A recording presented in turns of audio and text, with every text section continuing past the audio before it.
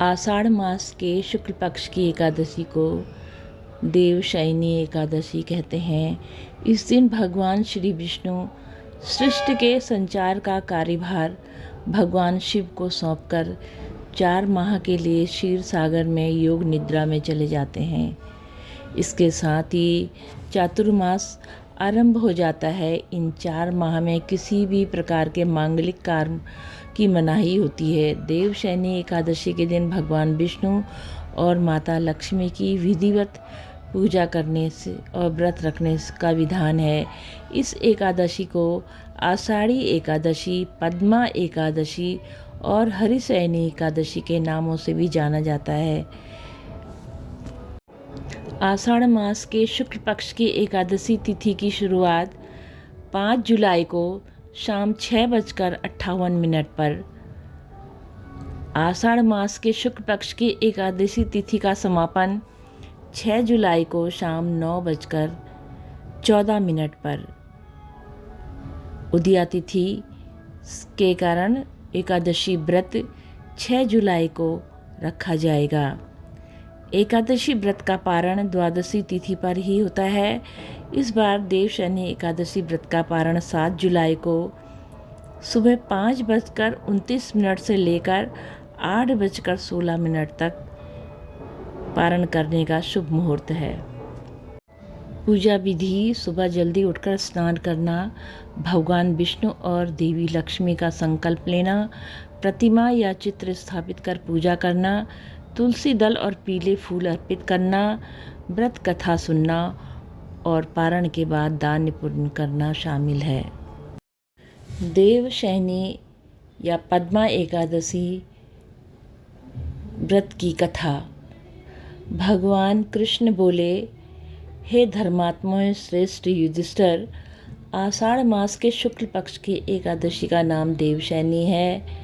ब्रह्मा जी ने नारद से कहा था कि आज के दिन भगवान विष्णु को शयन कराया जाता है और वो कार्तिक शुक्ल एकादशी को जागते हैं।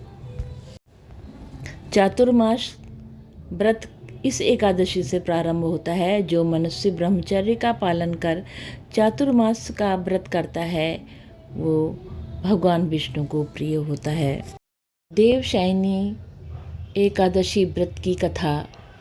देवशयनी एकादशी की कथा भक्ति और मोक्ष की एक कालातीत कहानी है।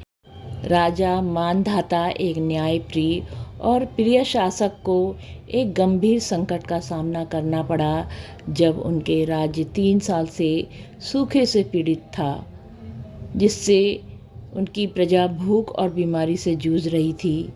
समाधान खोजने के लिए दृढ़ संकल्पित राजा मानधाता पवित्र पुरुषों के ज्ञान प्राप्त करने के लिए यात्रा पर निकल पड़े। ये ऋषि अंगिरा ही थे जिन्होंने इन्हें मार्गदर्शन प्रदान किया और राजा को देवशयनी एकादशी पर भगवान विष्णु की पूजा कर और व्रत रखने की सलाह दी। राजा मानधाता अपने राज्य लौट आए और अपनी प्रजा सहित देवशयनी एकादश का व्रत विधि पूर्वक करने लगे। जैसे ही उन्होंने ईमानदारी से भगवान विष्णु की पूजा की, राज्य की किस्मत बदलने लगी। बारिश लौट आई और उसके साथ समृद्धि और खुशहाली भी। राज्य एक बार फिर फला फूला। राजा मानधाता की प्रजा आनंदित हुई। पौराणिक कथा के अनुसार जो लोग देवशयनी एकादशी का व्रत श्रद्धापूर्वक करते हैं उन्हें शांति, सुख और समृद्धि का आशीर्वाद मिलता है। इस पवित्र दिन पर भगवान विष्णु की पूजा कर कर भक्त जन्म और मृत्यु के चक्र से मुक्ति प्राप्त करते हैं, मोक्ष प्राप्त करते हैं। चातुर्मास के दौरान भगवान शिव की पूजा का विशेष महत्व है। इस अवधि में तपस्या, योग, मंत्र जाप और धार्मिक अनुष्ठान करने से दुगना पुण्य फल की प्राप्ति होती है। इस दिन तुलसी का बीज पृथ्वी या गमले में बोया जाता है तो महान पुण्य होता है। एक कथा भविष्योत्तर पुराण में वर्णित है। इस दिन किशमिश का सागर लेना चाहिए।